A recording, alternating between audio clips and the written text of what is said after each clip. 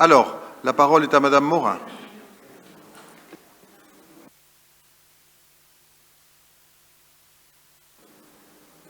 Vous m'entendez? Voilà.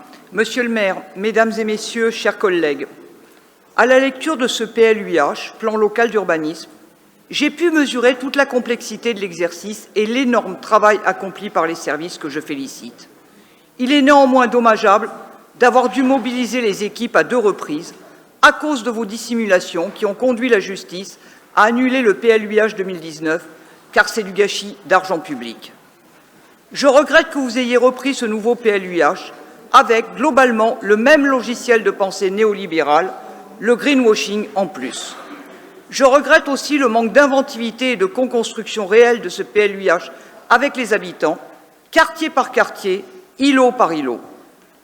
Une des problématiques posées est votre approche dite d'urbanisme de projet, qui, contrairement à l'urbanisme réglementaire, ne fixe pas de règles claires, intelligibles, équitables et facilement applicables.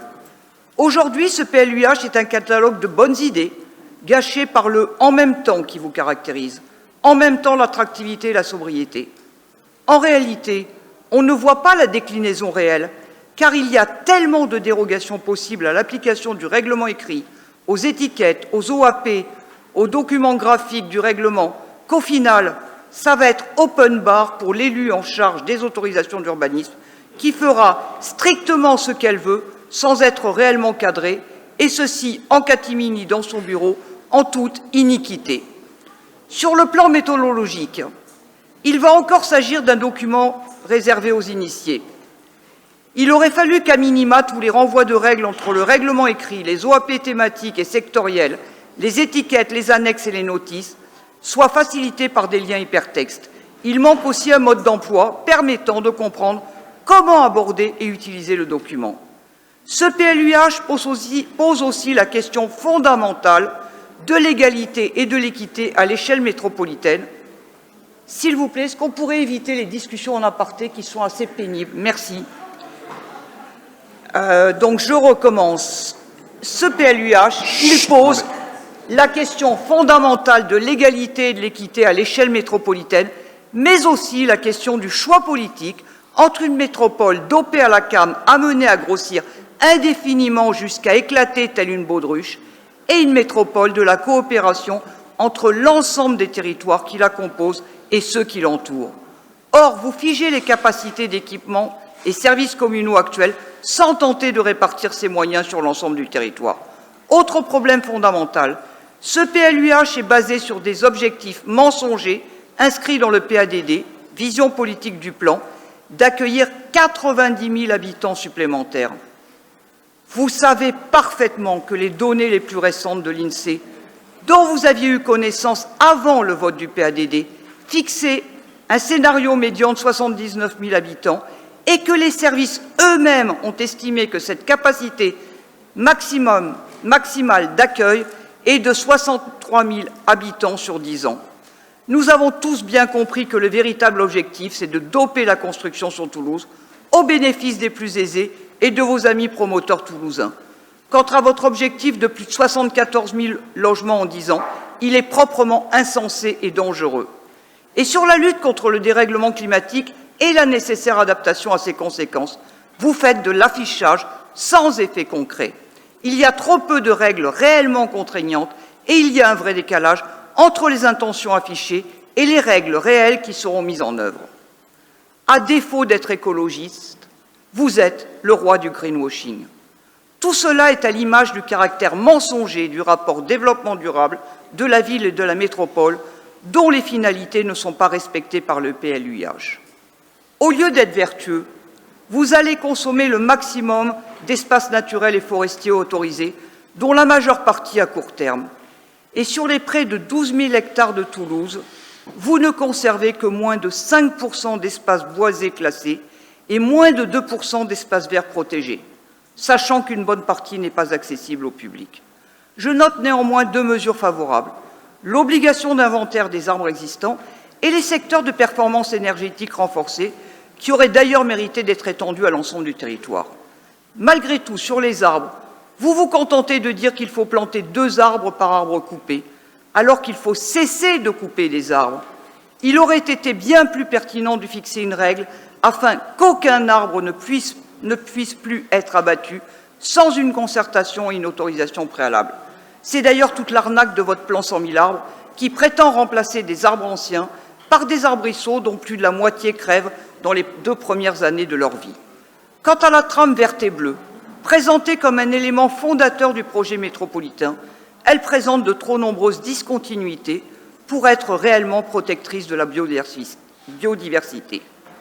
Et alors que la chaleur tue de plus en plus, et que si l'inaction perdure, la mortalité des Français âgés liée à la chaleur sera multipliée par 5 selon des études récentes, vous persistez dans l'inaction, sachant que cette mortalité affectera les plus précaires, tandis que vos amis mettront à fond leur climatisation, dont les rejets dans l'espace public aggraveront les îlots de chaleur que subiront encore les plus fragiles. Sur les énergies, vous continuez à défendre de la même manière la géothermie et le bois énergie, alors que si la première est vertueuse, le bois énergie est une hérésie en ville, avec des chaufferies biomasse qui impacteront la santé des habitants et participeront à la destruction des forêts de notre pays. Vous affichez l'objectif de maintenir une agriculture durable en proximité pour garantir le lien des habitants à leur alimentation. Mais vous ne prévoyez rien pour s'assurer de répondre à ces besoins alimentaires, alors que la question de l'autonomie alimentaire de la métropole toulousaine a été un enjeu à l'occasion du Covid et le sera de nouveau, et que cela pose l'équation de quel foncier pour quelle production, alors que vous prévoyez d'urbaniser les derniers secteurs de nature de Toulouse avec Palificat ou les Pradettes, et vous ne répondez pas à l'enjeu de la coopération avec les territoires alentours. Je note aussi que vous ne mettez rien en œuvre pour permettre une réelle massification de la rénovation du parc de logements locatifs sociaux en prenant en compte le confort d'été. Quant à la question de la climatisation, alors qu'il existe des alternatives, vous ne faites rien pour empêcher sa généralisation. Vous avez même trouvé le moyen l'an dernier de refuser d'aider les bailleurs sociaux à équiper d'urgence les logements des personnes malades, âgées ou handicapées de ventilateurs de plafond qui auraient permis de diminuer la mortalité de cette population. Vous n'avez pas non plus répondu clairement sur la capacité de Toulouse à assurer un approvisionnement suffisant en eau potable et vous vous êtes contenté d'augmenter les tarifs pour les plus pauvres avec votre tarification saisonnière qui est un bel exemple d'écologie punitive au profit de Veolia. Pas non plus de règles contraignantes pour limiter l'installation des piscines individuelles, dans un contexte qui nécessiterait du courage politique en la matière et qui suppose de développer l'accès aux piscines publiques très insuffisant à Toulouse et d'entretenir ces piscines très dégradées. Quant à protéger les Toulousains de l'excès d'eau, le retard pris par le PAPI, Programme d'action de prévention des inondations, expose les personnes âgées et handicapées logées en rez-de-chaussée à un risque mortel. Vous n'anticipez pas les risques d'inondation, de débordement, mais aussi les pluies diluviennes, comme ce que vient de vivre l'Est de l'Europe, et vous n'imposez pas de marge de recul de construction suffisant par rapport aux cours d'eau. Sur le lien urbanisme-mobilité, je regrette l'absence de prise en compte du RER métropolitain que vous vous acharnez à freiner depuis des années. Vous persistez aussi avec des pôles d'échange multimodaux et des parkings relais installés dans Toulouse sans anticipation de la future ZFE. Sur la multi-exposition air-bruit, vous vous contentez de limiter et non d'interdire les constructions dans les zones impactées. Sur l'habitat, nous devons poser la nécessité de l'intensification d'usage des espaces urbains, ce qui nécessite de travailler à la fois sur la mixité fonctionnelle des espaces bâtis et non bâtis, mais aussi sur la réversibilité des bâtiments, ainsi que sur une nouvelle ingénierie du partage et sur la gestion des temps, afin de maximiser les usages et économiser du foncier et des coûts de construction. Sur les logements traversants, vous progressez, mais vous fixez des règles totalement insuffisantes sur les modalités d'implantation des bâtiments pour maximiser leur nombre. De même, les logements devraient aussi comprendre un espace extérieur privatif, terrasse ou balcon, de 3 à 9 mètres carrés suivant la surface de l'appartement. Enfin, si je suis pour la densification en matière de construction de logements, il faut s'entendre sur quelle forme de densification. Le problème, c'est que cette pratique a priori vertueuse est devenue pour vous une occasion de rentabiliser davantage les projets des promoteurs, sans que ce soit l'occasion d'augmenter la distance minimale fixée à 4 mètres entre les bâtiments pour éviter la promiscuité que l'on constate dans l'existant. Vous ne vous saisissez pas non plus de la nécessité de prévoir des bandes végétalisées d'au moins 3 mètres de largeur pour permettre le refroidissement réel des bâtiments. Enfin et au final, les choix que vous avez faits sur l'habitat montrent que tous ces logements que vous voulez construire ne sont en vérité pas destinés aux Toulousains, mais uniquement le corollaire de votre politique d'attractivité et de gentrification qui chasse les Toulousains et leurs familles de leur ville. Bref, vous êtes toujours le capitaine du Titanic, et ce sont encore les plus fragiles et les plus précaires qui seront les victimes de votre politique d'affichage qui refuse de s'attaquer aux enjeux du dérèglement climatique, de l'adaptation et qui continue à construire une ville pour les riches et les valides. Tôt ou tard, l'histoire jugera votre incurie et les conséquences dramatiques de vos postures idéologiques.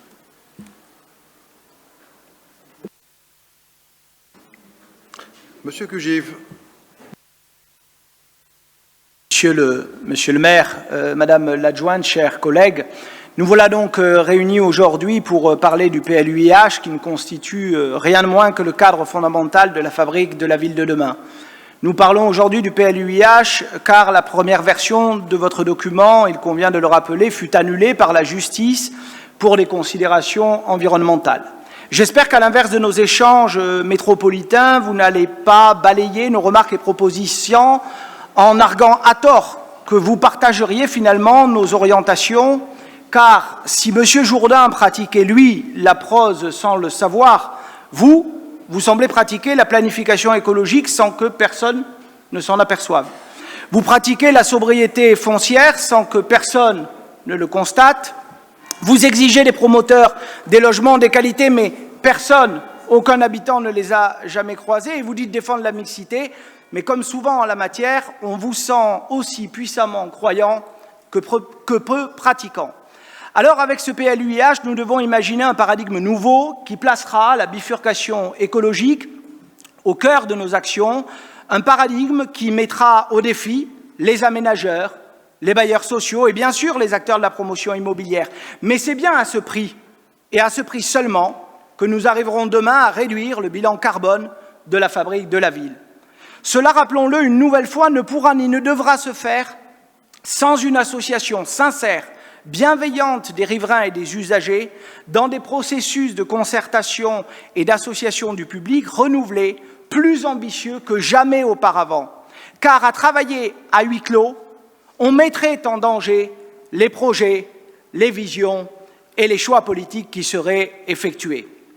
Quelles auraient été alors nos orientations, nos objectifs, si nous avions été en responsabilité? Quelles seront demain, si nous le sommes, les grandes orientations que nous fixerions dans les documents d'urbanisme? D'abord, nous ferions de la sobriété foncière l'une de nos principales priorités et à l'inverse de vous, nous aborderions cet impératif non pas comme une contrainte, mais comme une chance, puisque depuis des années maintenant, nous l'appelons de nos vœux.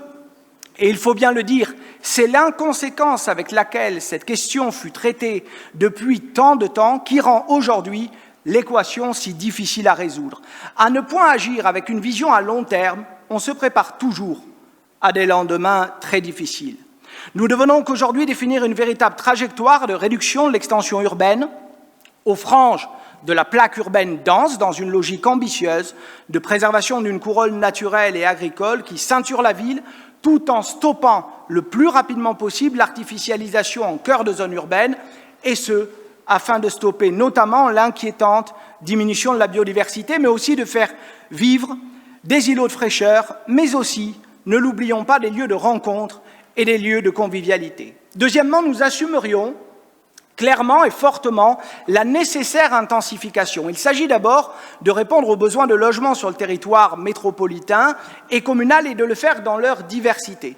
Nous devrons sortir de la production de logements qui répondait jadis à l'appétit de défiscalisation des plus aisés et aujourd'hui à l'appétit nouveau des investisseurs dans le locatif. La production de logements doit plus que jamais correspondre aux besoins de notre territoire. Lesquels sont-ils? Nous les connaissons. Les jeunes actifs, les logements familiaux et les logements pour nos aînés. Cette production doit se faire dans des formats divers qui comprendront demain des logements libres, des logements sociaux, de l'accession sociale à la propriété, la dissociation du bâti et du foncier, le développement du logement participatif ou encore de véritables foncières coopératives. Chacun le comprendra, nous formulons le souhait d'une priorisation des productions de logements aux abords des principales infrastructures de transport, la ligne C aujourd'hui, les aménagements ferroviaires du Nord toulousain demain, le service express régional métropolitain après-demain. Alors là, pour autant, que voyons-nous dans ce PLUIH? Nous avons vu débuter les travaux de la ligne C du métro, dont les premières études remontent désormais à 10 ans. 10 ans et pas le début d'un projet urbain autour des stations, pas l'amorce d'une opération d'aménagement, ni même la traduction réglementaire à l'intérieur du PLUIH. C'est le néant. Alors même que le PLUIH nous annonce vouloir construire et prévoir en 10 ans la construction de plus de 70 000 logements, prioritairement aux abords des infrastructures de transport. Mais alors, où sont-ils cachés, Madame Legnaud? Nous ne les voyons pas. De deux choses l'une, soit vous nous mentez, à nous, ici, et dans les instances métropolitaines, en disant que vous souhaitez la production de 70 000 logements, soit vous mentez par omission aux Toulousains, en ne leur disant pas où est-ce qu'ils se situeront demain. Il n'y a pas d'alternative à ces deux options-là. Ici, soucieux d'être constructifs, nous formulons une demande et une proposition, à savoir de faire enfin entrer les aménageurs publics aux abords du métro. Pas une ZAC, pas une concession d'aménagement en dehors de Matabio ou de Montaudran. Pourquoi? Vous n'avez pas confiance dans le talent de nos équipes? Vous avez peur de fâcher les promoteurs? Ou vous avez peur, si ce sont des aménageurs publics, finalement, d'assumer la densification que vous évoquez? La troisième priorité concerne la question de la qualité de l'aménagement et de la production immobilière que nous voulons intégrer comme un principe intangible. Je m'explique. La condition de l'acceptation de l'intensité, c'est la qualité de l'aménagement. Et pour ce faire, il conviendra de fixer ce que l'on nomme des normes d'habitabilité des logements comme une véritable priorité. C'est une exigence qui prend des formes diverses autour de la question de la luminosité, de la double exposition pour ventilation naturelle, des hauteurs sous plafond, des extérieurs privatifs, de la question de l'accès au ciel, des espaces communs plantés. Voilà ce que nous souhaitons demain proposer aux habitants et qui devra s'ajouter à la qualité impérieuse des espaces et des équipements publics. La quatrième priorité, c'est la question de la mixité. Alors, concernant la mixité, nous voulons ici, comme nous le faisons depuis tant d'années maintenant, pousser un cri d'alarme et d'alerte concernant les classes moyennes que la folie inflationniste de l'immobilier chasse hors de notre ville. Quelles dispositions, Madame Legnaud, dans le PLUIH, dans le texte, dans son application, pourraient nous permettre de modérer la folle inflation des prix de l'immobilier neuf à Toulouse? Nous n'en voyons pas, alors on va vous en proposer. Je vais évoquer ici deux pistes. Nous souhaiterions voir travailler une première piste, et nous pourrions la travailler avec vous, on l'a longuement proposé à la métropole, qui est celle de moduler la taxe d'aménagement en fonction des quartiers. Modulons la taxe d'aménagement en fonction des quartiers. Ensuite, nous pourrions trouver des façons de plafonner le prix de sortie que nous considérerions comme admissible des logements et des bureaux dans le cadre d'un dialogue qui serait d'une nature nouvelle, fort, exigeant, parfois intransigeant avec la Fédération de la promotion immobilière, qui nous permettrait finalement, qui vous permettrait de faciliter in fine l'instruction de projets qui respecterait cette philosophie que vous auriez pu présenter à la représentation que nous sommes, et cela nous permettrait quoi? D'éviter des promoteurs qui, aujourd'hui, nous annoncent des prix de sortie au mètre carré à côté de la préfecture, aux alentours de 12 000 € le mètre carré. Quels sont les Toulousains qui peuvent se permettre aujourd'hui de vivre dans des logements à 12 000 € du mètre carré? Pour conclure, Madame Legnaud, Monsieur le maire, chers collègues, il faut rappeler une chose, ce PLUIH a été conçu dans l'urgence pour répondre prioritairement aux décisions judiciaires, et ce projet prend la suite d'une période post-annulation du précédent PLUIH de grand laisser-faire, durant laquelle la consommation de terres agricoles et naturelles s'est accélérée. Cette absence totale de prise en compte des enjeux du changement climatique interroge quant à la compréhension du bouleversement du monde et à la sincérité des intentions affichées dans ce nouveau PLUIH. Ce nouveau PLUIH s'appuie sur un PADD qui était ambitieux. Souvenez-vous, nous vous l'avions dit, mais qui ne se traduit pas, ainsi que nous l'avons dit et ainsi que nous le craignions alors, pas suffisamment dans ce document opposable. Une reconduction massive des règles établies au précédent PLUIH qui n'intègre, à titre d'illustration, pas de réponse satisfaisante à la troisième ligne de métro, pas plus qu'aux AFNT. Finalement, ce PLUIH, chers collègues, ne répond pas aux lames de fond qui viennent secouer notre société et qui viennent questionner notre rapport au travail, notre rapport au déplacement, notre rapport à la nature en ville. Ce PLUiH n'est pas adopté, qu'il est déjà daté, passé, périmé. Vous auriez pu et vous auriez dû profiter de ce temps pour faire rattraper à Toulouse le retard accumulé depuis ces années. Vous allez au contraire nous enfermer dans une vision qui manque, nous le croyons, cruellement d'ambition. Alors, amoureux de Toulouse, soucieux du bien-être des Toulousains, défenseurs insatiables de leur qualité de vie, nous voterons naturellement contre ce PLUiH. D'autres interventions? Monsieur Le Texier.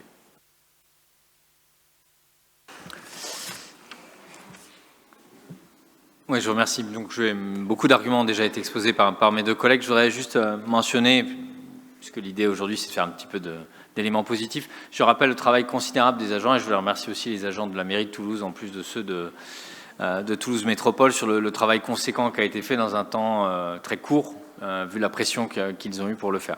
Voilà, mentionner qu'également dans l'OAP qualité environnementale, il y a des éléments très intéressants, très positifs et qui montrent une évolution qui va dans le bon sens. Après, sur le fond, je suis complètement aligné avec ce qui a été dit sur mes collègues. Nous voterons contre ce texte pour les grandes orientations qui ont été données. Effectivement, je voudrais mentionner juste un point sur la concertation. Au-delà, effectivement, c'est le grand scandale de ce PLUiH, c'est les 70 000 logements volants qui existent dans la ville de Toulouse. On ne sait pas où ils vont être positionnés, comme le disait mon collègue M. Kujiv, qui est véritablement l'enjeu de faire de la concertation quartier par quartier autour notamment des stations de métro. Je voulais mentionner, et je l'ai déjà dit en conseil de métropole, qu'à Bordeaux, il y avait eu 5 itérations publiques sur le contenu du PLUiH avec les habitants, alors que là, le contenu du PLUiH n'a pas été communiqué aux habitants de manière approfondie et qu'on aurait pu pallier en tant que mairie aux errances de la métropole, dont le processus de concertation a été un petit peu léger. D'ailleurs, Monsieur Moudin, Monsieur le maire, si vous croisez le président de la métropole de nouveau, vous pourrez lui en parler. Mais je pense qu'au niveau de la ville, on aurait pu, comme à Saint-Jean-ou-Lunion, mettre en place des dispositifs sur notre ville, sur notre commune, pour débattre du positionnement de ces logements et de savoir comment densifier autour de chacune des stations de métro, puisque l'on connaissait les objectifs quantitatifs qui allaient être alloués à notre ville. Donc il y a un manque de concertation sur cet élément-là que je voulais souligner. Bien, mieux vaut entendre ces discours-là que d'être sourd. La parole est à Monsieur François Briançon. Merci, Monsieur le maire, Madame la Jointe, mes chers collègues. Je ne vous étonnerai pas en vous disant qu'avec Vincent Gibert et Pierre Lacaze, nous ne voterons pas cette délibération en cohérence avec le vote que nous avons exprimé sur le même sujet au Conseil métropolitain. Alors, beaucoup de choses ont été dites par notre collègue Romain Kujiv que nous partageons et je souhaite vous éviter, moi aussi, comme vient de le faire Maxime, la répétition des mêmes arguments, mais juste insister sur un certain nombre de points. Juste avant, je souhaiterais également saluer les agents qui ont travaillé sur ce dossier, saluer leur investissement, leur travail important. Et je souhaite aussi saluer l'engagement de Mme Annette Léniaud sur ce dossier, même si nous avons des divergences sur le fond. Ce projet, il a été dit, il manque d'ambition, de cohérence, d'engagement en matière de transition écologique et d'aménagement urbain. Il fait suite, ça a également été rappelé, à une annulation judiciaire pour des raisons environnementales. Contexte qui nous aurait pu laisser espérer devoir élaborer un plan beaucoup plus innovant, répondant véritablement aux enjeux de notre époque. Et malheureusement, force est de constater que sur bien des points, ce PLUiH reproduit les mêmes erreurs que par le passé. Ça a été abordé par les intervenants précédents. Sur la question de la sobriété foncière, on aurait pu imaginer un engagement plus fort. Alors, il ne s'agit pas seulement de limiter l'urbanisation, mais de considérer cette limitation comme une chance de réinventer notre façon de vivre et de construire la ville. Et donc, Romain Kujiv a fait tout à l'heure des propositions que je fais miennes, une politique beaucoup plus ambitieuse de préservation de nos espaces naturels et agricoles aurait pu être imaginée. Je veux également vous parler de la qualité de l'aménagement qui nous est proposé, qui est notre point d'achoppement. Alors, l'acceptation de la densité urbaine de nos concitoyens, elle passe, on le sait, par la qualité de ce qui est construit. Et là, il y a un débat, on le voit avec les protestations, on le voit avec les éléments qui remontent de différents quartiers toulousains. Où sont les espaces verts qui étaient promis? Où sont les logements lumineux, ventilés, avec des espaces communs de qualité? Dans beaucoup de quartiers de Toulouse, on peut effectivement se poser la question. Je veux moi aussi évoquer la question de l'intensification urbaine. C'est vrai qu'il est impératif de répondre aux besoins en logement, mais pas, vous en conviendrez, à n'importe quel prix. Et donc nous devons prioriser des logements diversifiés, accessibles, adaptés aux besoins réels de la diversité de notre population, qu'il s'agisse des étudiants, des familles, des jeunes actifs, des seniors, etc. Alors aujourd'hui, tous ces projets manquent de cohérence et très franchement, on ne voit pas comment les 62 000 logements annoncés, notamment autour des infrastructures de transport, vont très concrètement et très réellement se concrétiser. Dernier point, celui de la mixité sociale. Romain Cugive a fait un certain nombre de propositions qu'il me semble intéressant effectivement de débattre et de mettre sur la table. Elle doit être le fil conducteur de notre politique d'aménagement. On le sait, les classes moyennes sont de plus en plus repoussées hors de notre ville, étranglées par des prix de l'immobilier exorbitants. Et il est impératif, si on veut maintenir la diversité de la population toulousaine, d'avancer sur des mesures fortes qui ne sont pas aujourd'hui au rendez-vous. Voilà, donc pour conclure, de notre point de vue, ce PLUiH, il ne correspond pas aux aspirations de nos habitants, ni aux exigences de notre temps, en prenant insuffisamment en compte les bouleversements qui sont en cours, que ce soit, je l'ai déjà dit, le changement climatique ou la crise du logement. Et donc, pour toutes ces raisons, nous confirmerons notre vote du Conseil communautaire en nous opposant à ce plan. Je vous remercie. Alors, Annette Legnaud, pour des éléments de réponse, éventuellement sur l'aspect environnemental, François Chollet également. Merci, Monsieur le maire. Je vais commencer par répondre à Madame Morin, parce que... enfin, elle n'est pas là? Ah, elle est partie. Oh, c'est dommage. C'est dommage. Bon, mais tant pis. Tant pis. Mais si elle revient, si, je lui réserve un petit accueil. Non. Donc, je me retourne vers Romain Cugive. Alors, je suis vraiment désolée de dire ça, mais vraiment, au lieu de vous écouter, lisez le document. Voilà. Le discours que vous avez déblatéré, mais est hors sol, ne correspond pas du tout à notre document. Enfin, en partie, c'est une explication de texte de ce que j'ai dit, en partie, et pour le reste, c'est affligeant parce que c'est désespérant comment dire, oui, d'aucun travail derrière, d'incompétence. Alors vraiment, je regrette d'avoir à dire ça parce que c'est un petit peu donneur de leçons, mais je suis affligée par la méconnaissance que vous avez de ce document. Et là, je ne suis pas en train de défendre un document bec et ongle, je suis atterrée parce que, mais tous, hein, tous, ce qui vous manque, c'est d'avoir lu le document. Mais c'est de l'avoir lu avec un regard objectif, et vous allez vous rendre compte, quand vous allez le lire, que tout ce que vous avez demandé, tout ce que vous avez proposé est dans le document. Et là, alors, je ne sais pas que répondre en particulier aux autres. Après, ils l'ont peut-être lu, mais ils ne l'ont pas compris. Ah, comme il a été discuté 3 fois, peut-être. Il faut peut-être que vous réexpliquiez une 4e fois. Peut-être aussi. Alors, je voudrais quand même relever quelque chose qui a été dit sur le travail en concertation avec les habitants. La concertation du PLUiH a eu lieu dans les règles de concertation du PLUiH. Donc c'est déjà pas mal parce qu'on a quand même on a eu des échanges avec des habitants. Mais il ne faut pas oublier que notre document d'urbanisme sur Toulouse, le document d'urbanisme s'appuie sur un travail qui est considérable, qui a été fait dès que nous sommes arrivés en 2014.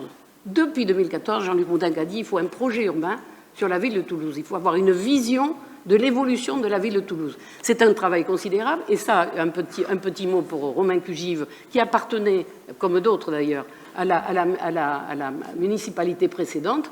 Lorsque j'ai demandé quel était le projet urbain de notre prédécesseur, on m'a répondu qu'il n'y en avait pas.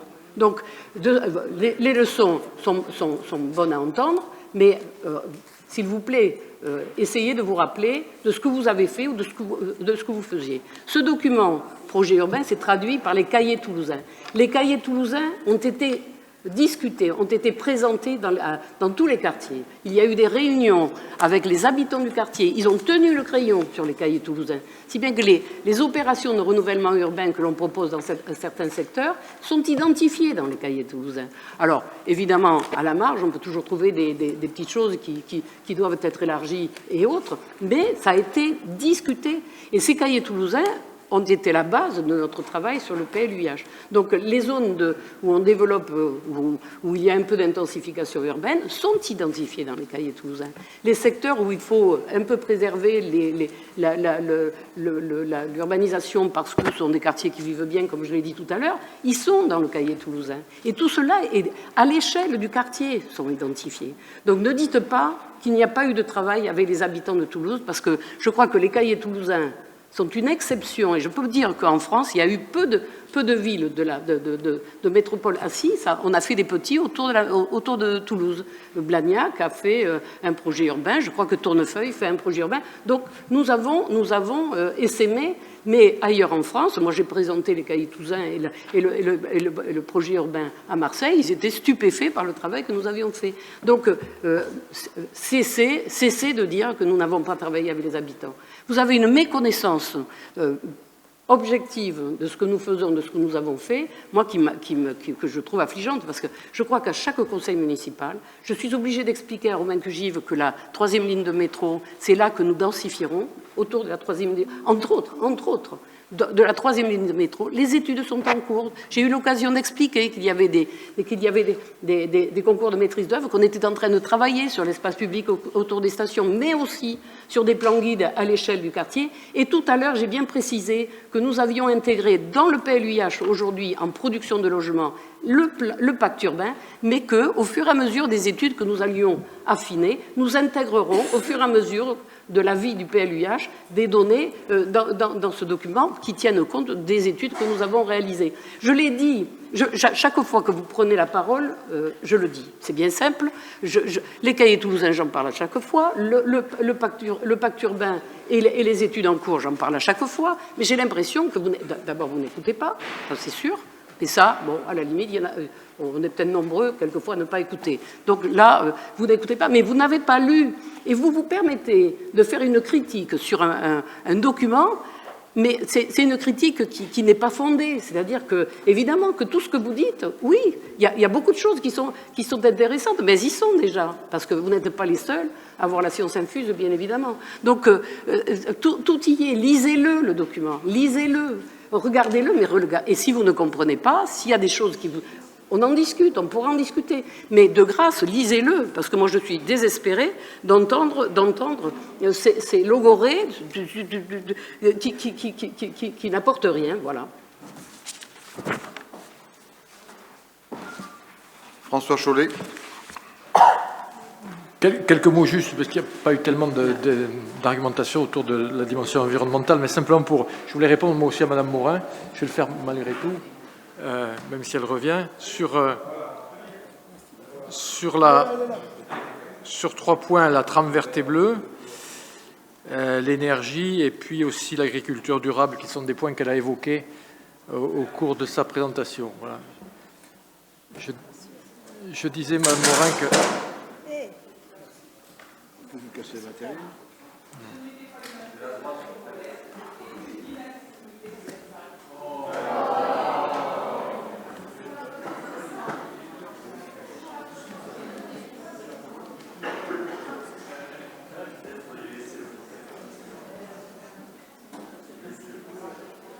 Oui, je disais donc trois éléments de réponse à Mme Morin sur la trame verte et bleue discontinue. Non. La trame verte et bleue est continue et les quelques endroits où elle est discontinue, je pense en particulier à la Margelle, au Grand Parc de la Margelle, où il y a quelques éléments de discontinuité. Là, il y a un travail très spécifique des services, justement pour rétablir les continuités. Et cette trame verte et bleue, elle est solide, elle est consolidée, elle sera consolidée, elle sera épaissie. Et c'est ce que permet ce PLUiH. Donc, et au contraire même, le fait qu'il y ait cette trame, ce linéaire des 5 grands parcs permet également la création de transversales. C'est un appel à la création de transversales, un véritable maillage vert. Ensuite, sur l'énergie, vous disiez favorisons la géothermie. La géothermie, oui, quand elle est possible. Quand elle est possible, il faut effectivement favoriser la géothermie, et chaque fois que la géothermie sera possible, il faudra la réaliser. La question des centrales biomasse est plus complexe, Mme Morin, que ce que vous avez bien voulu dire. Les centrales biomasse, vous le savez bien, on l'a débattu déjà. Certes, il y a une émission, mais elle est réduite par rapport à l'émission des foyers ouverts qu'il y a et de l'ensemble des foyers ouverts qu'il y a sur la métropole. Ensuite, vous avez parlé, troisième point, l'agriculture durable. Vous dites, vous préservez les espaces agricoles, merci de le reconnaître, mais il n'y a pas derrière de réflexion sur la subsistance ou l'autonomie alimentaire de la métropole. Mais enfin, ce n'est pas la même question. Mais par contre, effectivement, la préservation des espaces agricoles est un facteur essentiel du maintien des circuits courts et de cette réflexion sur l'autonomie alimentaire de la métropole. Monsieur Maurice.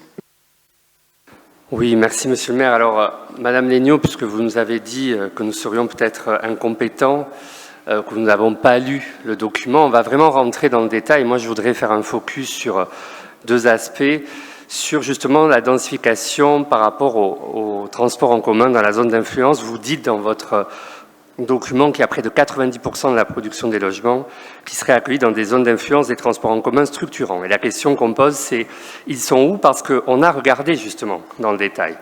Et si on regarde autour des futures stations de la 3e ligne de métro, par exemple, sur l'Ormeau, si dans un secteur très restreint autour du métro, on est à 16 mètres, donc R+4 ou 5, 30% de pleine terre et 50% d'emprise au sol, je le précise, donc ça maintient quand même plutôt de l'habitat pavillonnaire. On a à 200 mètres du métro, donc à proximité encore, un secteur pavillonnaire avec des terrains de libre qui reste à 7 mètres, c'est-à-dire à peine R+1, 2 et 40% de pleine terre. Autour de la place des Ormeaux, on a déjà des immeubles à R+5. Donc, si vous aviez voulu densifier réellement, vous auriez augmenté la hauteur dans ce quartier. Pour la côte pavée, autour de la station de métro, vous n'augmentez que d'un étage. Et donc, à part quelques maisons qu'on peut supposer voir devenir des immeubles, en réalité, il n'y aura pas de mutation dans cet espace-là, puisqu'on revient très vite dans des rues autour, rue Beau-Soleil par exemple, à 7 mètres, c'est-à-dire uniquement des R+1 ou 2, je le reprécise. Donc, autour de l'Imérac, 3e station, plutôt dans le secteur de Côte-Pavée. Si on prend 600 mètres autour de la station, on reste à 7 mètres de haut, donc toujours ce R+1 et 2, et 40% de pleine terre. Donc, en réalité, rien ne va se passer. Il n'y a pas de réelle densification autour de ces stations. Et c'est à mettre en regard d'autres, peut-être, stations, et par exemple, une de la 3e ligne de métro, Bonnefoy, où là, effectivement, déjà à côté du métro, on est à 9 mètres, c'est déjà un peu plus haut. Ça reste R+2, avec plus que 25% d'espace de pleine terre, je le précise. Je rappelle qu'à Côte-Pavée, on reste à 40% de pleine terre. On voit déjà une différence selon les quartiers. Au Raisin, par contre, là, oui, on augmente sensiblement au pied du métro à R+20, 60 mètres. Au Sept-Deniers, là, il y a beaucoup d'équipements publics autour de la station, là où elle a été positionnée. On est à 9 mètres, donc R+2, avec 30% d'espace de pleine terre. Et à 200 mètres de la station, à peine, on reste à R+1, avec 30% d'espace de pleine terre. Donc voilà quelques exemples, Madame Legnaud, concrets. Vous dites, mais vous n'avez pas lu le règlement. Eh bien, si, on l'a lu. Vous n'avez pas compris. Eh bien, si, on l'a compris. Je viens de vous en faire une partie de la démonstration. Déjà, on voit une différence notable selon les quartiers dans l'objectif que vous affichez de densification. Et malgré tout, on observe plutôt une tendance à une difficulté finalement à faire muter des quartiers le long de ce transport en commun structurant que sera la 3e ligne de métro, pour ne pas dire le seul. Et donc, comment justifier qu'on ait si peu finalement d'évolution, de mutation prévues dans ces quartiers-là, quand des quartiers, par exemple, de Toulouse et surtout en dehors d'autres communes qui ont à peine des linéaux, sont à une densification d'une hauteur de 15 mètres, quand nous restons pour l'essentiel à 7 ou 9 mètres autour de stations de métro. Donc 15 mètres pour une linéo de hauteur et 7 ou 9 mètres pour un métro. Donc on voit bien là qu'on ne peut pas constater une vraie cohérence entre l'urbanisme et les transports. Et pendant ce temps, effectivement, des quartiers vont continuer à être densifiés. Je pense aux Isards, où on continue à monter à 24 mètres, R+7.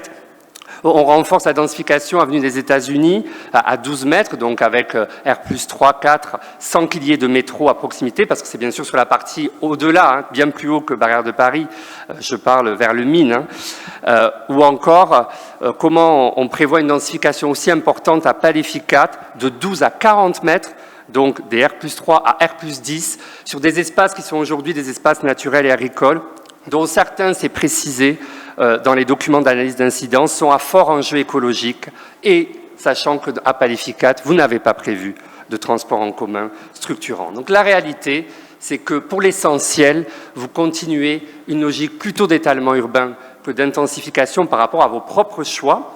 Et par rapport à vos propres choix, comme l'a dit Romain Cugive, soit vous voulez cacher une densification que vous ferez demain, soit vous ne la faites pas par rapport au choix du tracé, et peut-être c'est parce que c'est compliqué, et si c'est compliqué, ça veut dire que peut-être le choix que vous avez fait du tracé de la 3e ligne de métro n'est dans ce cas-là pas le bon. Mais dans tous les cas, il y a une incohérence aujourd'hui dans vos choix d'urbanisme par rapport au transport en commun. Et deuxième focus que je veux faire, c'est sur la place de la nature en ville, puisque dans plusieurs quartiers, notamment dans les OAP dont on a parlé dans ce débat, donc c'est cet urbanisme de projet qui permet justement de mieux gérer, de faire nos choix si on le souhaite, vous n'intégrez pas en amont la préservation des arbres centenaires ou des arbres anciens comme un patrimoine à préserver, sachant les îlots de fraîcheur qu'ils peuvent jouer. Je pense notamment à l'OAP Brouardel, Canal du Midi, Sébastopol, où vous détruisez beaucoup d'arbres, et c'est visible sur le document, le règlement du PLUiH.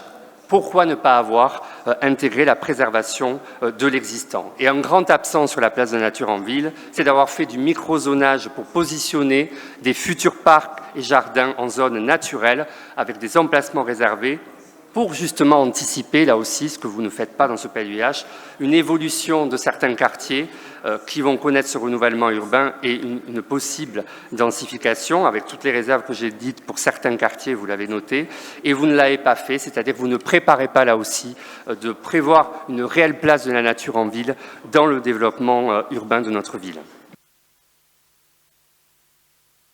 Monsieur Cugive. Oui, bon, Madame Legnaud n'offense pas qui veut, alors, étant donné que je ne vous considère pas en la matière comme une sachante, et je vous ferai grâce aujourd'hui de comparer mes connaissances techniques aux vôtres, au regard de la longue expérience qui est la vôtre, je ne voudrais pas que cela devienne vexant. Le problème, Madame Legnaud, c'est que jamais vous ne répondez aux questions que l'on vous pose. Jamais, à part par des effets de manche et de grandes phrases en disant « je m'offusque », je n'entends pas, vous n'avez pas lu, vous ne répondez. Alors comme, visiblement, l'art de la nuance est quelque chose qui vous échappe. Visiblement, lorsque les interventions sont longues, vous vous y perdez. Visiblement, lorsqu'on tente d'entrer un peu dans la subtilité des choses, vous ne vous en sortez pas pour répondre. Madame Legnaud, je vous pose 3 questions, toutes petites. Sujet, verbe, complément, tâchez d'y répondre s'il vous plaît. À quelle page se situe? À quelle page? À quelle page? À quelle page? À quelle page? À quelle page se situent les projets urbains détaillés? On peut y aller? À quelle page du PLUiH? À quelle quoi? À quelle page? À quelle page du PLUiH se situent les projets urbains détaillés sur la 3e ligne de métro? De 2 choses l'une, soit vous nous donnez les pages, nous allons aller les voir et nous allons constater que je me suis trompé et qu'il y a sur chacune des stations de métro un projet urbain, soit, à mon avis, si vous nous donnez les pages, on constatera que vous et nous n'avons pas la même conception de ce qu'est un projet urbain détaillé dans un PLUiH. Deuxième chose, pouvez-vous nous répondre, pour savoir si vous êtes d'accord ou pas, pour que l'on travaille ensemble, c'est la proposition que nous formulons, à moduler la taxe d'aménagement en fonction des quartiers. Je ne dis pas que c'est une bonne solution, c'est l'une des propositions. Pouvez-vous nous dire si oui ou non vous la jugez pertinente? Et si oui, est-ce que vous êtes d'accord pour associer l'opposition à cette proposition? Deuxièmement, pouvez-vous nous dire pour quelles raisons vous n'avez pas, à ce stade, ou sauf erreur de ma part, et pouvez-vous me dire à quel endroit, confié à nos aménageurs publics le soin, justement, de conduire des projets urbains sur l'une ou sur l'ensemble des stations de la 3e ligne de métro? Voilà 3 questions simples auxquelles j'aimerais avoir des réponses, s'il vous plaît. Monsieur Lacaze. Oui, monsieur le maire, mesdames et messieurs les élus, mesdames et messieurs, madame l'adjointe, bon, je pense, madame Legnaud, qu'il faut qu'on se mette au point sur une méthode, parce qu'on vous a laissé passer plusieurs fois des accusations sur l'urbanisme. Effectivement, vous n'avez répondu en rien à mes collègues, vous avez été très offensante vis-à-vis de monsieur Cugive, et je ne comprends pas votre obstination sur cette histoire qu'il n'y avait pas de plan local d'urbanisme avant votre arrivée. Vous découvrez peut-être Joan Busquets, je ne sais pas, l'architecte catalan. Moi, j'ai ici les articles de monsieur Moudenc, qui est une référence. Monsieur Moudenc saluant la vision de Pierre Cohen sur certains projets qu'il a repris dans le plan quinquennal en 2015 avec Joan Busquets sur l'aménagement urbain de la ville de Toulouse. Là, pour tous les gens qui regardent ou pour tous les conseillers municipaux ou autres, monsieur Moudenc est une référence. Donc, Madame Legnaud, je partage ce que vous dit monsieur Cugive. Je pense que vous faites semblant. Vous savez très bien qu'il y a eu un grand projet urbain porté par l'équipe municipale de Pierre Cohen et que ça, notamment, dans beaucoup d'articles, vous en avez à l'appel, marqué la ville de Toulouse, notamment avec ce grand architecte que Jean-Luc Moudenc, en 2015, a reconduit sur un plan quinquennal. Voilà, en disant, je crois même les propos, vous les retrouverez, c'est l'Opinion indépendant. L'Opinion qui dit... C'était pas sur le projet urbain, mais enfin, je si, vous relirez. Alors, monsieur Moudenc, attention, vous relirez, mais c'est les journalistes, peut-être, qui ont exagéré vos propos. Vous dites que vous êtes dans une alternance et que tous les bons projets, vous les continuerez, et vous avez continué les bons projets... Je suis pas sectaire, moi. Eh bien voilà, vous avez continué les bons projets de l'équipe de monsieur Cohen. Et il y en avait beaucoup, vous les listez. Voilà, vous en avez peut-être arrêté d'autres, mais dans cet article, vous les listez. Non, je pense que donc, soyons sérieux, nous avons les uns les autres une vision de l'urbanisme. Madame Legnaud, nous lisons vos documents, nous vous interrogeons, et c'est vrai que nous attendons. Ça a été le cas sur plusieurs sujets durant ce conseil municipal. Plutôt que faire des leçons de morale, de jugement, tout ça, donner des réponses, entendez nos opinions, et on peut avoir tort. Mais donnez des réponses aux questions et reconnaissez qu'en matière d'urbanisme, vous n'avez aucune leçon à nous donner. Bien, je vais donner la parole à Annette Legnaud pour répondre aux questions. Une petite mise au point, monsieur Lacaze, pour pas quand même qu'on se méprenne. Effectivement, lorsque j'ai été élu il y a 10 ans, j'ai dit, sur le sujet de l'urbanisme comme sur d'autres, que je n'aurais pas de vision dogmatique, politique, politicienne, consistant à dire que tout ce qui avait été préparé par mon prédécesseur était mauvais et devait être jeté à la poubelle. Et que ce qui était bon, ben, je le conserverai.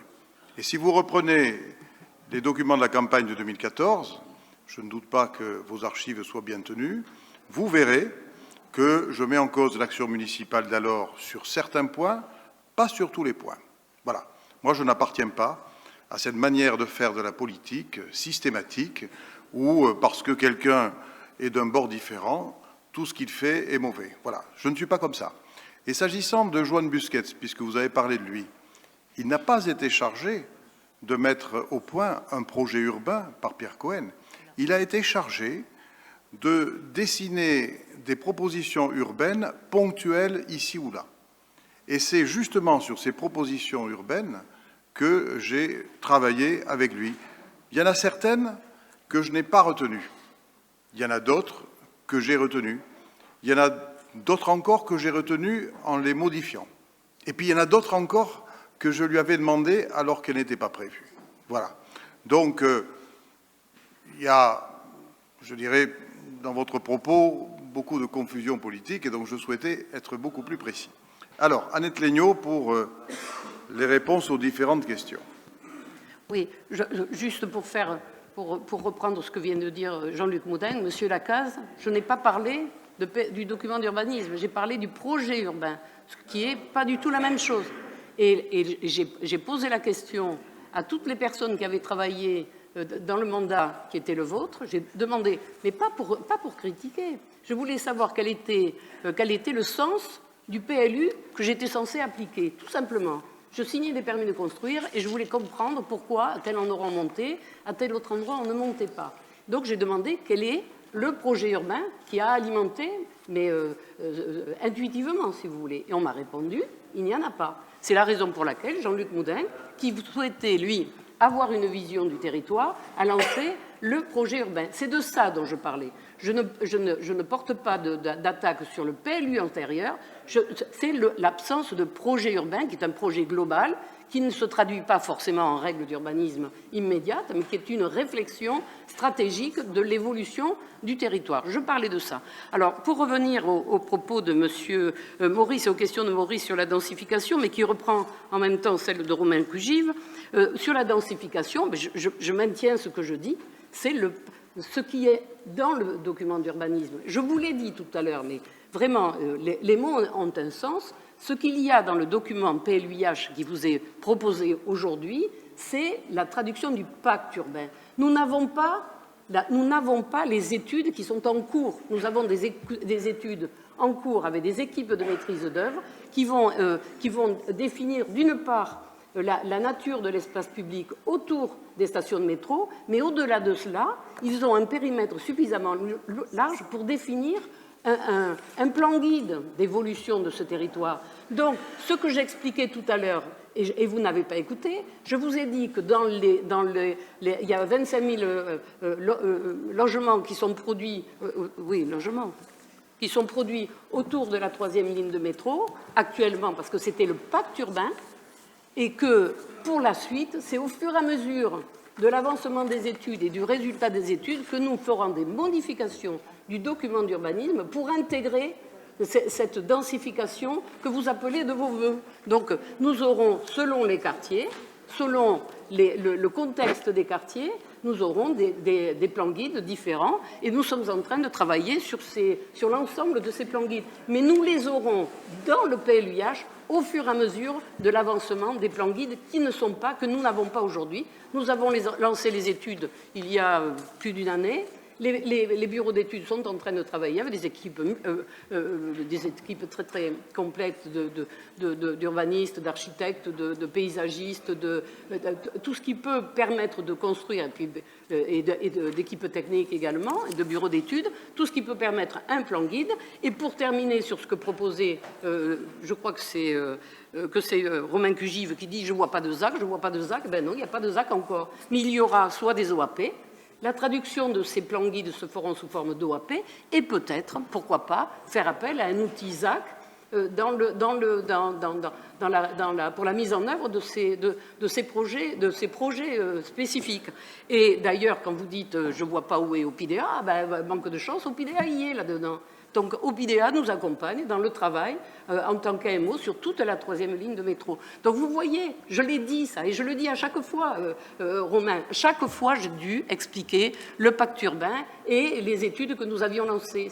6 séquences d'études autour des stations de métro sur tout le long du territoire qui constitue un projet urbain en soi. Un projet urbain en soi, alors c'est métropolitain bien sûr, puisque ça va jusqu'à Colomiers, mais c'est un projet urbain en soi spécifique à un territoire donné. Et un jour, vous verrez apparaître dans les modifications de PLU la densification que vous appelez de vos voeux. Alors j'ai bien compris aussi que vous la préférez dans certains secteurs plus que dans d'autres, mais bon, voilà, nous apportons des solutions de construction puisque nous devons construire la ville sur elle-même. Ça me permet de dire que les 70 000 logements sur 10 ans que nous allons produire, c'est sur la totalité de la ville. C'est pas la 3e ligne de métro, 70 000.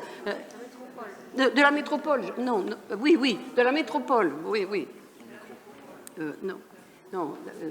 Oui, c'est sur la métropole, oui, pardon, attendez, oui, je finis par dire des bêtises, c'est sur l'ensemble de la métropole, voilà, et pas sur... Oui, je suis... Alors, à la page du PLUIH, oui, je ne l'ai pas là, le PLUIH. Et le temps que je cherche, voilà. Et puis, qu'est-ce que je pouvais dire de plus sur la nature en ville, les arbres?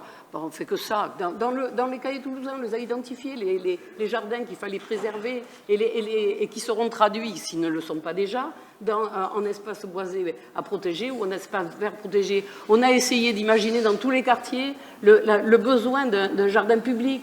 Alors, ce n'est pas un grand parc, c'est un jardin public. Tout cela a été travaillé dans les cahiers toulousains. Et vous le retrouverez dans les cahiers toulousains si vous les avez lus. Mais, alors, j'en ai encore, si vous voulez. J'en ai un stock, je peux vous les faire passer. Voilà.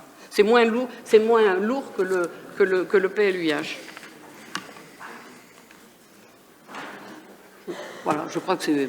Alors, si, sur la taxe, parce qu'ils ont parlé de la modulation de la taxe, alors, je ne suis pas sûre, moi, je ne suis pas une experte dans les taxes, mais la taxe sur la ville de Toulouse est de 20%. Hein. Et si on a des secteurs où on diminue la taxe parce qu'il faut offrir des logements, je pense que ce n'est pas les habitants qu'on va aider, mais ce sont les promoteurs qui vont en profiter. Alors, je ne suis pas sûre que ce soit une bonne idée de baisser et de moduler la taxe. Je me retourne vers le grand spécialiste qui est à côté de moi. Je ne suis pas sûre qu'ils soient d'accord. Hein, voilà. Ou alors on baisse la qualité. Alors c'est au choix. Hein. Soit on gave le promoteur, soit on baisse la qualité des projets. C'est au choix. À vous de choisir. Oui, juste sur la question de la taxe, lorsque a été généralisée la taxe d'aménagement majoré sur tout le territoire de Toulouse, où il y a quelques modulations pour tenir compte notamment des zones d'activité et des QPV, on a eu l'occasion de discuter avec, y compris des promoteurs. On n'a eu aucune critique là-dessus. Les promoteurs indiquant la taxe, elle fait partie du prix d'acquisition du foncier. Et donc, si vous ne la mettez pas en place, eh bien, ça permet d'acheter plus cher le foncier. Si vous la mettez en place, ça vient en quelque sorte en réduction du foncier, mais pas du coût de production. Donc, qu'elle existe ou pas, le coût de production, il est ce qu'il est. Et c'est par rapport au coût de production que le prix de sortie intervient. Et puis surtout, baisser la taxe, ce serait donc à la fois permettre aux promoteurs de payer plus cher les terrains et permettre à la collectivité, en réalité, d'avoir moins de ressources pour accompagner le financement des investissements qui sont nécessaires à l'aménagement des quartiers et à soutenir justement cette densification dans des conditions qui soient des conditions acceptables pour les habitants. Monsieur Cugy. Bon, je vous remercie beaucoup parce que je trouve qu'on avance en fait. Hein, ça aurait pu être plus rapide. J'ai demandé si on savait précisément à quel endroit nous allions densifier ou non, parce que je n'étais pas capable de le trouver à l'intérieur de ce PLUIH en le lisant, en le relisant, et ce, malgré le fait que ce soit, et je pense qu'on est ici tous d'accord pour dire que c'est un document majeur qui va présider à l'organisation de notre ville et de notre métropole pour la dizaine d'années à venir. Votre réponse, Madame Lénuon, me convient, puisqu'elle est honnête, et vous nous dites, à ce stade, nous ne le savons pas, nous sommes en train de conduire des études, et lorsque les études seront terminées, moi je peux vous dire à peu près quand est-ce qu'elles seront terminées. Vous avez dit un jour, moi comme ça, je pense qu'elles se terminent 2 à 3 mois après les prochaines échéances municipales, à peu près. Hein, ça c'est un ressenti que j'ai, pour pas dire des informations. À ce moment-là, on dira aux Toulousains à quel endroit précisément on va densifier. Eh bien je vous remercie, on chemine. Deuxième élément, je dis, nous n'avons pas suffisamment, dans le cadre de ce document, de ZAC, on aurait pu en avoir, on aurait pu être volontaire. Vous nous dites, cette fois-ci aussi de façon claire, et je vous en remercie, nous n'en avons pas. Mais peut-être qu'un jour, nous en aurons. Et là aussi, je ne critique pas votre réponse. Je vous remercie parce qu'on chemine. Et donc, du coup, permettez-nous, à nous, opposition municipale, de vous dire, on formule des propositions. Nous pensons que ce serait une bonne chose d'avoir des axes sur cette 3e ligne de métro, sur cet axe-là, et que donc il faudrait y travailler. Dernier élément où là j'ai moins de réponses, hein, j'ai demandé les pages où se situaient les projets urbains. Vous m'avez dit que vous n'aviez pas le temps de les rechercher dans le PLUIH. Je me permets juste de dire que c'est peut-être parce qu'ils n'y sont pas, pour une raison simple, Madame Léniaud, c'est que des stations sur la 3e ligne de métro, sauf erreur de ma part, il y en a 21. Et un projet urbain, ça prend de la place à écrire.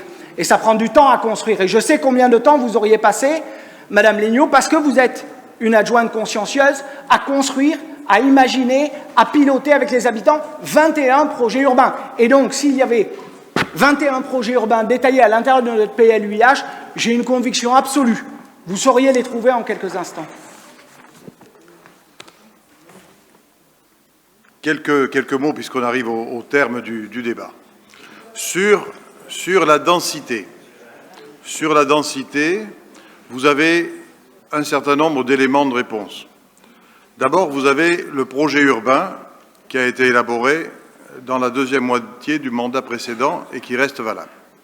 Deuxièmement, vous avez, et on a de ce point de vue-là considérablement innové, vous avez des cahiers toulousains par secteur géographique. C'est la première fois que nous avons voulu une réflexion urbaine qui ne soit pas uniforme sur l'ensemble de la ville, mais qui prenne en compte la personnalité, la spécificité des différents secteurs.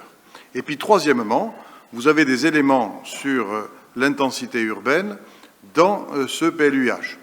Je vous concède que tout n'est pas achevé, mais dans une ville qui bouge comme Toulouse, rien n'est jamais achevé. S'agissant de la troisième ligne de métro, effectivement, on n'a pas perdu de temps.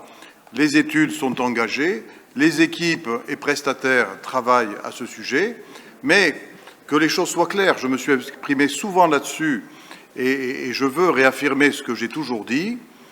Le mot densification, moi, je ne l'emploie jamais, parce que le mot densification laisse à penser à nos concitoyens qu'il y a une sorte de rouleau compresseur qui s'abat sur la ville et qui, de manière uniforme, la traite dans tous les quartiers de la même façon. Moi, je suis pour les quartiers et le respect de l'identité des quartiers. Alors, il y a des quartiers qui ont une identité très typée. D'autres n'ont pas beaucoup d'identité, n'ont pas véritablement de gestes architectural ou urbain qui les caractérisent. Moi, je souhaite, je l'ai dit, je le redis, que les quartiers qui ont une identité typée demeurent tels qu'ils sont. La Côte Pavée ne vous en déplaise, entre autres. Par contre, il y a d'autres quartiers où l'héritage du passé, des décennies écoulées, fait qu'il y a de très fortes incohérences, il n'y a pas d'identité. Alors là, effectivement, la densité est une réponse, et en tout cas, la cohérence est nécessaire. Donc, moi, la densité, je la conçois de manière nuancée, et non pas de manière brutale à la manière de la densification, et certainement pas de manière uniforme. Un document comme le PLUiH, qui est appelé à entrer en vigueur à la fin de l'année prochaine, pour durer 10 ans, dans une métropole qui bouge et qui se développe plus que toute autre métropole en France, ce document, on peut le dire, à peine sera-t-il mis en place, à peine sera-t-il opposable, que quelques mois après, nous déclencherons des modifications qui ne viendront certainement pas le bouleverser, qui n'exigeront certainement pas de refaire tout le travail, mais qui viendront ici et là, à Toulouse et dans les autres communes, préciser, rectifier tel ou tel élément qu'on y trouve aujourd'hui. Autrement dit, c'est un corps vivant et nous allons le faire vivre pendant les 10 années qui vont être devant nous. Dernier point, un peu plus politique. J'ai compris que vous alliez voter contre ce document. C'est votre droit le plus absolu. Sachez cependant que ce document, nous ne l'avons pas écrit, Madame Legnaud et moi, dans nos bureaux respectifs. Ce document, il est issu d'une concertation extrêmement large, extrêmement ouverte, qui a d'abord impliqué l'ensemble des communes de la métropole. À l'heure où nous parlons, la totalité des communes a donné son avis, à la fois par la position du maire et par la position du conseil municipal. Cet avis, il est unanimement favorable, quelle que soit la taille des communes, fort variée, quelle que soit la sensibilité des maires et des majorités municipales, fort variées également. Ce qui veut bien dire que l'immense majorité de vos attaques et de vos critiques, à l'heure où nous parlons, a été invalidée par vos propres amis. Donc soyez conscients de cela au moment où, je suis désolé, j'ai dépassé déjà de plusieurs minutes le temps imparti, au moment où je vais vous appeler à voter ce PLUiH. Qui ne participe pas au vote? Qui s'abstient? Qui vote contre? C'est adopté.